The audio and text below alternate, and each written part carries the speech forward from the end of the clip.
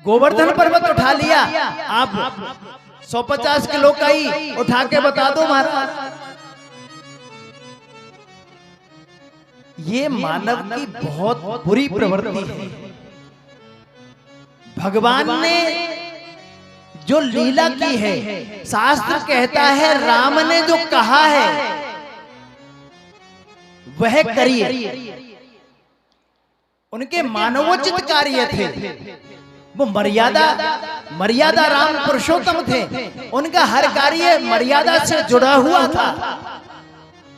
लेकिन शास्त्र कहता है कि भगवान कृष्ण ने जो कहा है वह करिए।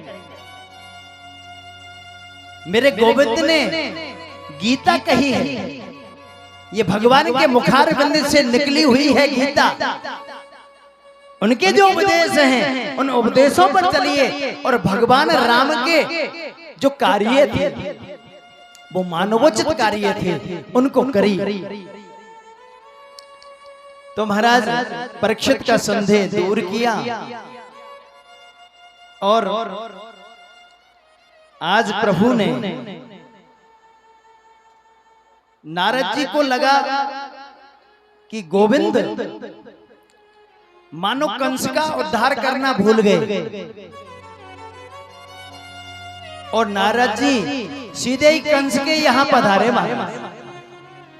और कंस ने महाराज साष्टांग दंडवत करी, हे देवराज, मैं मथुराधिपति कंस, मैं आपको नमन करता हूं, आपको प्रणाम करता हूं। अरे भैया, हमें तो आपकी चिंता है, हम तो कुछ नहीं चाहते हैं, हम तो ये चाहते हैं कि परसों के दिन हम आपके मुख से ये सुनना चाहें कि हमने हमारे दुश्मन और हमारे काल कृष्ण का वध कर दिया।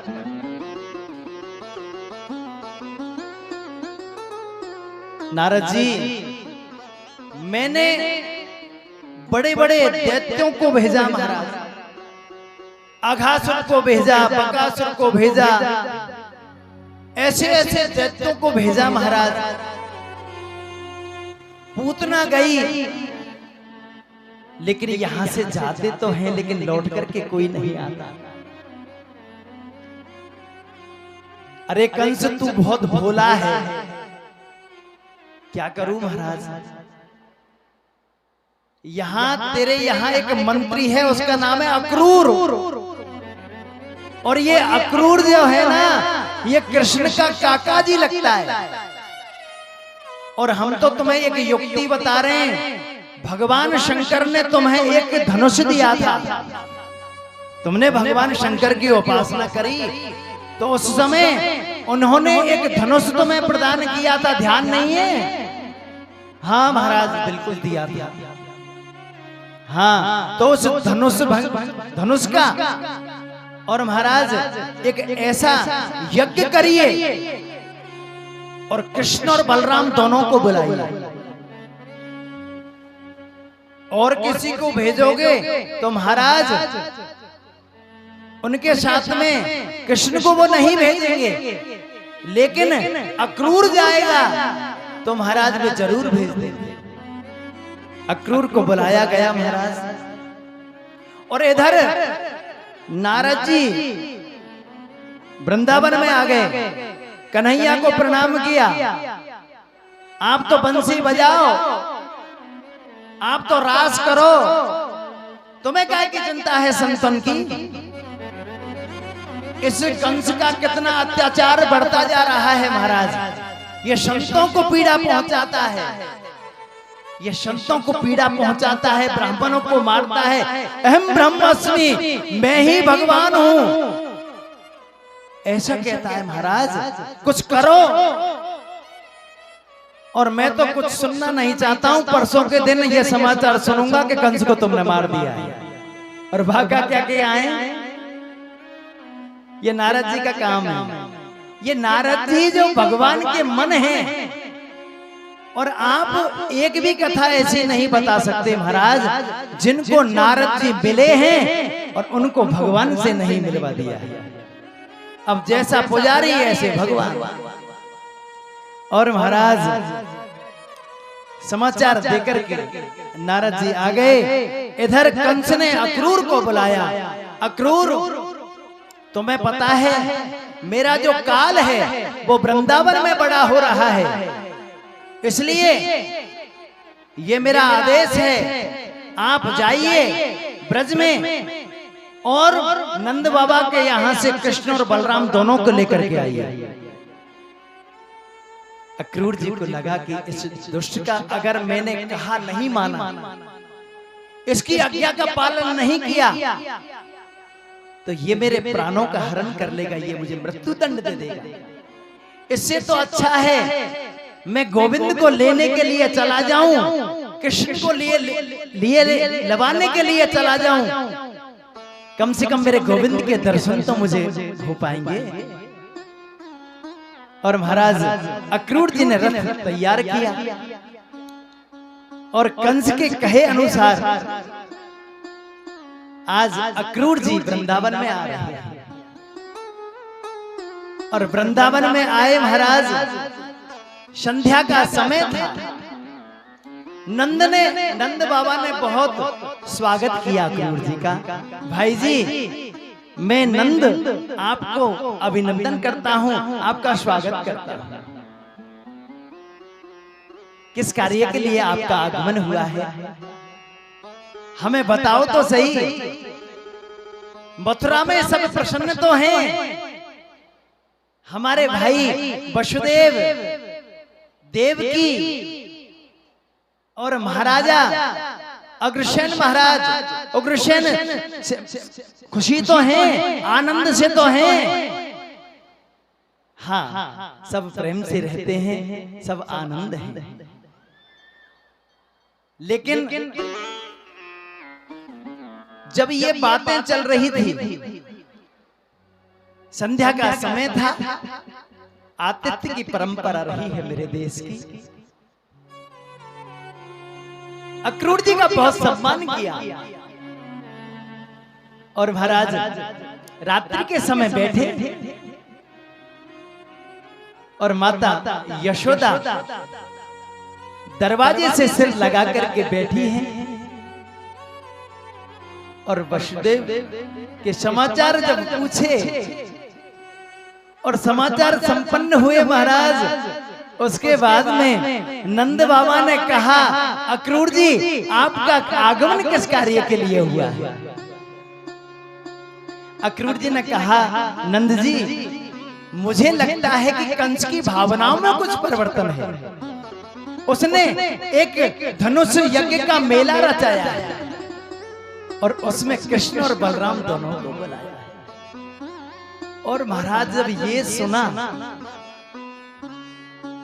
माता यशोदा ने, पर्दे के पीछे बैठी मां यशोदा ने जैसे ही सुना, ये अक्रूर मेरे कृष्ण और बलराम को लेने के लिए आया है, आहा, नेत्रों से जल के पनारे निकल पड़े। अरे अक्रूर, ये तूने सोच कैसे लिया कि मैं गाल के गाल में मेरे बच्चों को कैसे जाने दूं? मैं मेरे लाल कन्हैया को नहीं जाने दूंगी। और तुम्हें पता नहीं है कंस ने कितने राक्षसों को मेरे लाल के लिए, मारने के लिए भेजा। मैं उसके यहाँ मेरे दोनों बेटों को भेज दूं? ये नहीं हो सकता। आप अपने शब्दों को वापस ले लीजिए और वापस आप मथुरा लौट जाइए। मैं मेरे कृष्ण और बलराम को मथुरा नहीं भेजूंगी। और महाराज यद्यपि भगवान कृष्ण 11 वर्ष और 56 दिन के हो गए, लेकिन मां यशोदा उनको अपने पलंग पर साथ में लेकर के सहन करती। आज मेरे गोविंद ने जैसे ही देखा कि मैया पलंग पर नहीं है,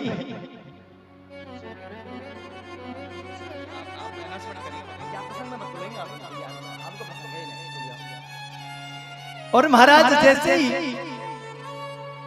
मैया ने सुना कि कृष्ण और बलराम दोनों को बुलाया है कंस ने, मेरे गोविंद 11 वर्ष और 56 दिन के हो गए, लेकिन मां कन्हैया को अपने पास में लेकर के सहन करती, 1 मिनट 1 क्षण के लिए कन्हैया से दूर नहीं होती। और आज देखा पलंग पर मां नहीं है, एक खम्भे से सिर लगा करके मां बैठी है और मैया की आंखों से आंसू निकल रहे हैं। मेरे नन्हे से गोपाल ने खड़े होकर के और महाराज मैया के आंसुओं को पहुंचा, मैया तू काहे को रोवे, परसवे आगमिष्यामि, हे मैया मैं परसों आ जाऊंगा, तू काहे को चिंता करे। अरे कन्हैया, एक क्षण के लिए, एक पल के लिए मैंने तुझे मेरे से विलग नहीं किया और तू जाने की जिद करता है, मैं नहीं जाने दूंगी तुझे। अरे मैया, मैं वहां ठहरने के लिए थोड़ी जा रहा हूं, यज्ञ का मेला देखने के लिए जा रहा हूं। और कन्हैया ने मैया के आंसू पहुंचे, मैया तू कितनी अच्छी है, तू कितनी अच्छी है। आहा, कन्हैया कहने लगे मैया से, तू कितनी भोली है, प्यारी प्यारी है, ओ माँ, ओ माँ, ओ माँ, ओ माँ, तू कितनी अच्छी है, कितनी प्यारी है, भोली भाली है मेरी माँ,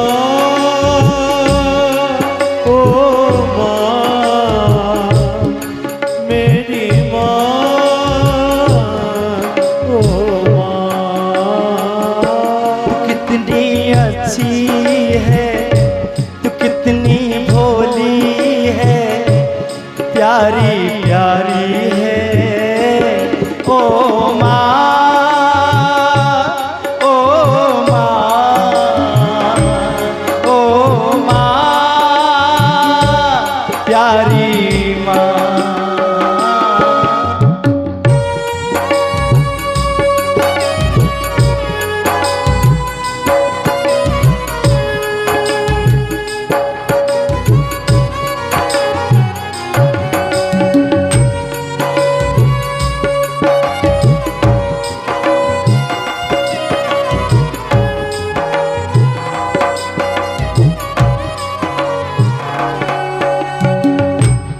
ये जो जीवन है बन है कांटों का, ये जो जीवन है वो बन है कांटों का, ये जो जीवन है बन है कांटों का, ये जो जीवन है बन है कांटों का, तू फुलवारी है, ओ माँ, ओ माँ, ओ माँ, प्यारी माँ, ओ माँ, ओ माँ, ओ माँ, प्यारी माँ। जिसके प्रति अगाध प्रेम होता है, व्यक्ति को उसके अनिष्ट की आशंका ज्यादा रहती है। अगर हमारा बेटा पहली बार घर से बाहर जाता है, उस समय कल्पना करिए, जब वो घर से निकल जाता है तो बार बार फोन उसको करते हैं, भैया तू कहां पहुंच गया है लाला, ऐसा बार बार उसका स्मरण होता है, कहीं एक्सीडेंट नहीं हो जाए, कोई बात घटना घट नहीं हो जाए। लेकिन मैया ने तो एक क्षण के लिए कन्हैया को दूर नहीं किया। लेकिन तू भी जाने की जिद करता है, मैया मेरे साथी मेरे बाल सखा सब मेला देखने के लिए जा रहे हैं। कभी कभी माता पिता को कठोर हृदय करना पड़ता है, बच्चों के सामने नहीं चाहते हुए भी कार्य करना पड़ता है। और महाराज आज जैसे ही प्रातः काल हुआ और प्रातः काल होते ही हवा की तरह ये बात फैल गई महाराज ब्रज में। अक्रूर जी आए हैं कृष्ण और बलराम को लेवाने के लिए। जितनी गोपियों ने सुनी, गोपियों ने कहा कि हम हमारे कृष्ण को नहीं जाने देंगे। ये कौन होता है अक्रूर हमारे कृष्ण को ले जाने वाला? हम हमारे कृष्ण को नहीं जाने देंगे। आज मेरे गोविंद ने अक्रूर जी से कहा, अक्रूर जी रथ तैयार करिए। और जैसे ही रथ तैयार हुआ, गोपियों की भीड़ लगी है और महाराज रथ को घेरे गोपियां खड़ी हैं। इधर आज गोपाल को लगा कि मैं आज गौशाला में गया तो मैं मथुरा नहीं जा पाऊंगा। और महाराज ऐसा लगा कि हमारे प्राण निकल रहे हैं कि 9 लाख गायों की टकटकी लगी है कृष्ण के ऊपर। और महाराज वो यही कह रही है कि कन्हैया अगर तू चला गया तो हम कैसे जीवित रहे।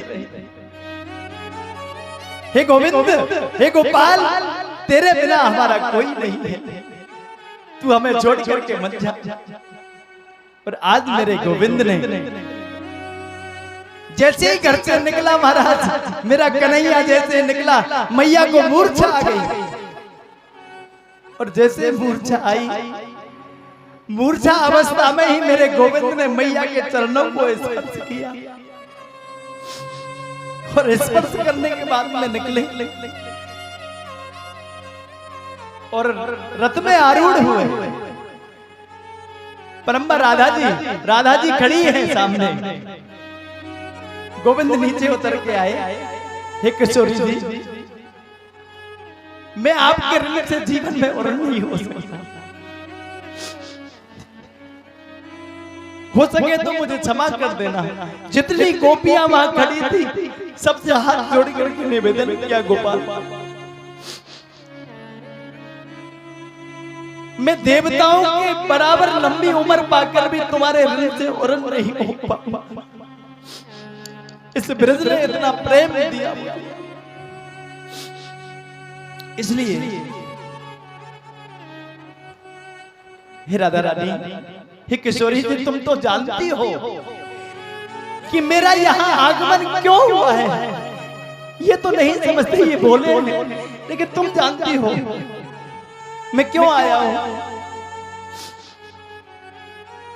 और जैसे ही गोपियां रथ के सामने लेट गई, हमारे ऊपर होकर के तुम रथ को निकाल के ले जाइए, लेकिन हमारे जीते जी हम कन्हैया को यहाँ से नहीं जाने देंगे। और महाराज अक्रूर से कहा, आप रथ ले आगे लेके चलिए। और जैसे ही अक्रूर जी ने रथ हाका महाराज, और जैसे ही रथ आगे गया, यशोदा मां की मूर्छा टूट गई। एक गोपी ने जाकर कहा कि मैया तेरो लाला चलो गया। वृद्धा मां में इतनी शक्ति आ गई, दौड़ती हुई जा रही है रथ के पीछे। कृष्ण बलराम ने कहा, अक्रूर जी रथ रोकिए, मैया आ रही है। अक्रूर जी ने रथ रोका। कृष्ण बलराम दोनों रथ से उछल करके मैया के गले लग गए। अरे कन्हैया, मुझे तो रात्रि में पता लगा है कि तू मेरा बेटा नहीं है, तू तो देवकी का पुत्र है। मुझे रात्रि में अक्रूर जी ने बताया। और किस अधिकार से मैं रोकने की बात करूं? मैं तुझे रोकने की आज्ञा नहीं कर सकती। लेकिन कन्हैया एक बात निवेदन करना चाहती हूँ। एक मिट्टी की मटकी फोड़ने के कारण मैंने तेरा कान मरोड़ दिया, तुझे छड़ी दिखाई मेरे लाल। इस घटना को कभी याद मत करना। और यही सोचेगा कैसी थी नंदरानी, एक मटकी फोड़ने के कारण मेरे कान मरोड़ दिया मैया ने। ये जीवन पर्यंत इस घटना को कभी याद मत करना कन्हैया। याद मैया, जो तुमने दिया वो मुझे कोई नहीं दे सकता, इसलिए हो सके तो मुझे क्षमा कर दे। मैया के चरण स्पर्श करके कन्हैया रथ में आरूढ़ हुए और इधर 9 लाख जो गोपियां हैं उन गोपियों ने मानो विधाता को कोसना प्रारंभ किया।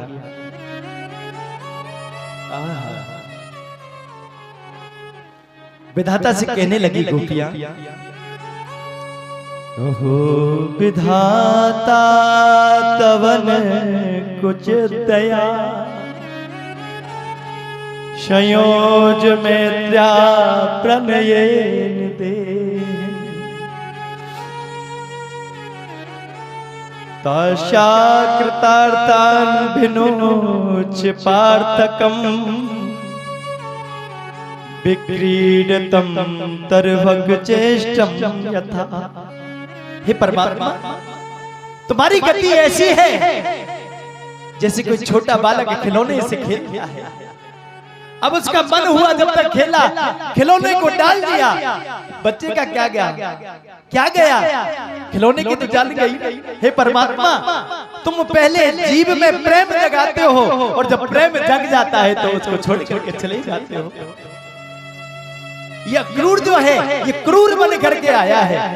ये हमारे प्राण यहाँ से लेकर के जा रहा है। ये कृष्ण बलराम को लेकर के नहीं जा रहा है, ये कृष्ण बलराम हमारे प्राण है, इन प्राणों को लेकर के जा रहा है। और जब तक रथ की ध्वजा चमकती रही, उन गोपियों को लगा कि कृष्ण को हमारी याद आ जाए और ये लौट करके आ जाए।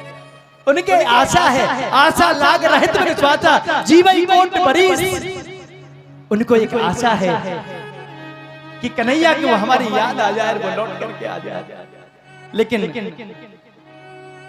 जब ध्वज की रथ की ध्वजा भी चमकना बंद हो गई, हताश उदास निराश गोपियां और भाव से भगवान कृष्ण को पुकारने लगी।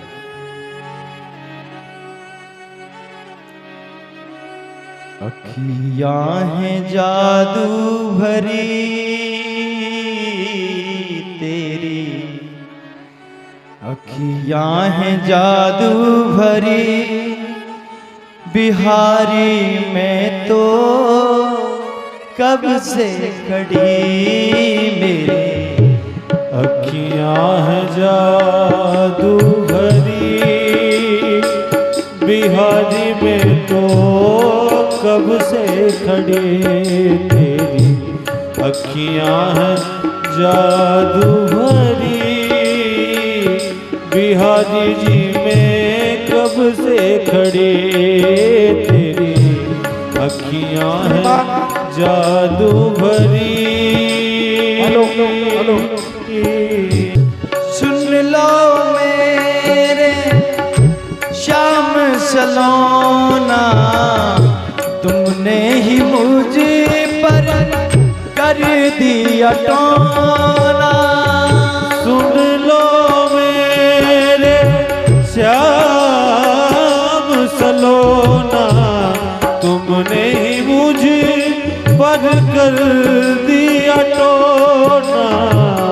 सुन लो मेरे श्याम सलोना, तुमने ही मुझे पर कर दिया टोना, कर दिया टोना, कर दिया टोना। मैं तो तेरे ही द्वारे अड़ी,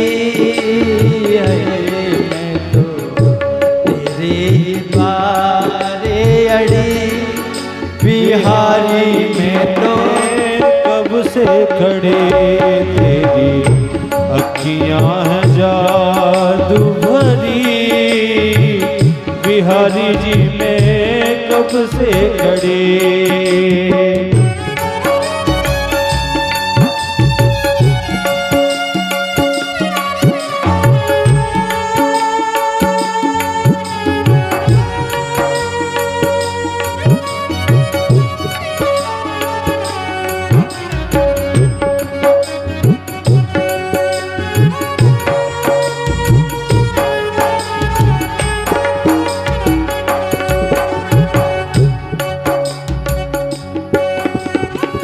तुम सा ठाकुर और न कोई, तुम सा ठाकुर और न कोई, तुम साही में,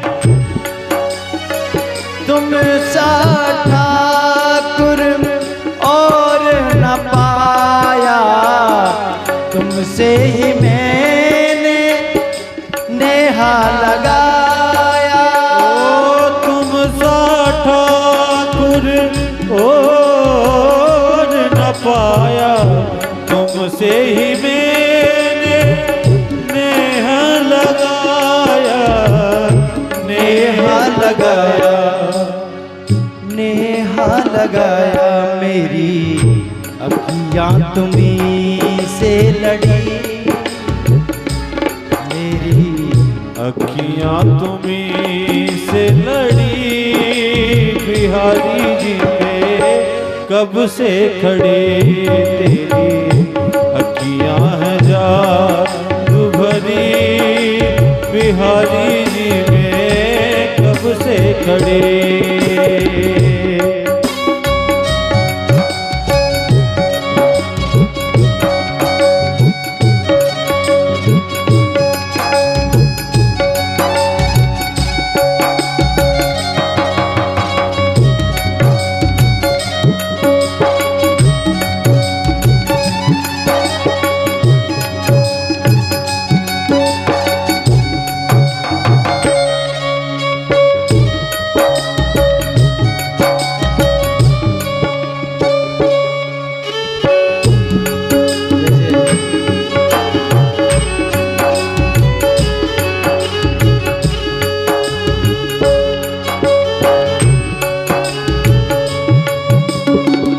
कृपा करो हरि दास के स्वामी, बाके बिहारी अंतर्यामी।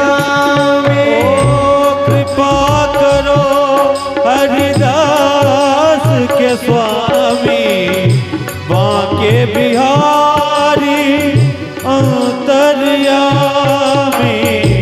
अंतर्यामी, अंतर्यामी, मेरी टूटे ना भजन की लड़ी, हाय मेरी टूटे न भजन की लड़ी, बिहारी जी में कब से खड़े, तेरी अखियां हैं जादू भरी, बिहारी जी में कब से खड़े।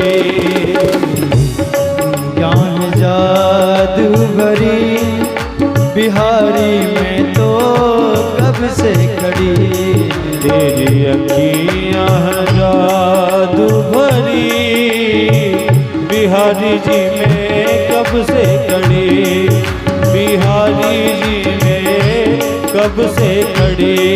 गोविंद मेरो है, गोपाल मेरो है, गोविंद मेरो है, गोपाल मेरो है, गोविंद मेरो है, गोपाल मेरो है, गोविंद मेरो है, गोपाल मेरो है, राधा रमन बिहारी नंदलाल मेरो है, ओ राधा रमन बिहारी नंदलाल मेरो है, राधा रमन बिहारी नंदलाल मेरो है, राधा रमन बिहारी नंदलाल मेरो है, गोविंद मेरो है, गोपाल मेरो है, गोविंद मेरो है, गोपाल मेरो है, गोविंद मेरो है,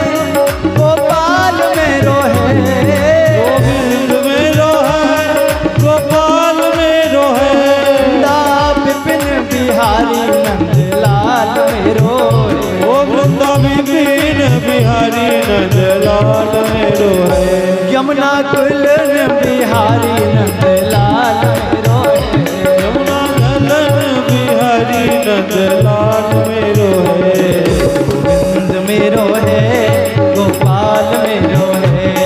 गोविंद मेरो है, गोपाल मेरो है, गोविंद मेरो है, गोपाल मेरो है। गोविंद मेरो है, गोपाल मेरो है, गोविंद मेरो है, गोपाल मेरो मेरो है। बोली वृंदावन बिहारी लाल की जय। जय श्री राधे, जय जय श्री राधे, द्वारिकाधीश की जय। जब रथ की ध्वजा भी चमकना बंद हो गई, गोपियां हताश उदास निराश होकर के अपने घर में बैठी हैं और भगवान की एक एक लीला का स्मरण कर रही हैं गोपियां। और गोपियां यही सोच रही हैं कि आज मथुरा की नारियों का कितना बड़ा भाग्य है। आज प्रातः होते ही मथुरा की जो नारियां हैं